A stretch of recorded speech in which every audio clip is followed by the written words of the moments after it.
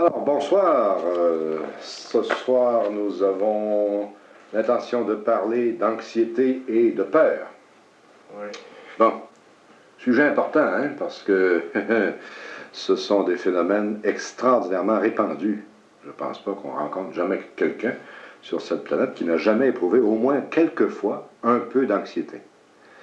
Malheureusement, la plupart du temps, beaucoup de gens ont vécu beaucoup d'anxiété pendant longtemps.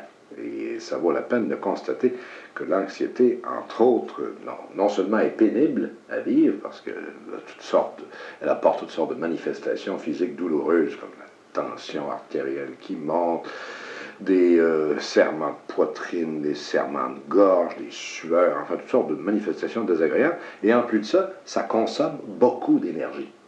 Se rendre anxieux soi-même consomme une énorme énergie. C'est pour cette raison, d'ailleurs, sans doute, que la plupart des gens qui éprouvent beaucoup d'anxiété sont souvent très peu créateurs.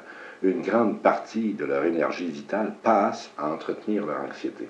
Enfin, tout se passe un peu comme si, sur un réseau de distribution électrique, on branche, disons, toute une usine. Ben, ma foi, toutes les ampoules du quartier brunissent.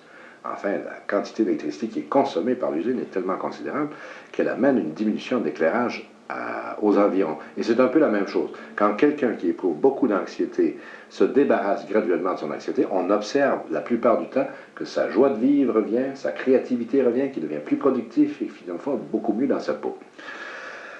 Ce qui veut dire que quelqu'un qui est anxieux, finalement, dépense tellement d'énergie peut-être à la combattre ou à essayer Ou simplement à la vivre. À la vivre. Tout simplement à l'éprouver. L'anxiété elle-même, la seule présence de l'anxiété bouffe de l'énergie en quantité plus ou moins considérable. C'est très accentué, ça en prend beaucoup.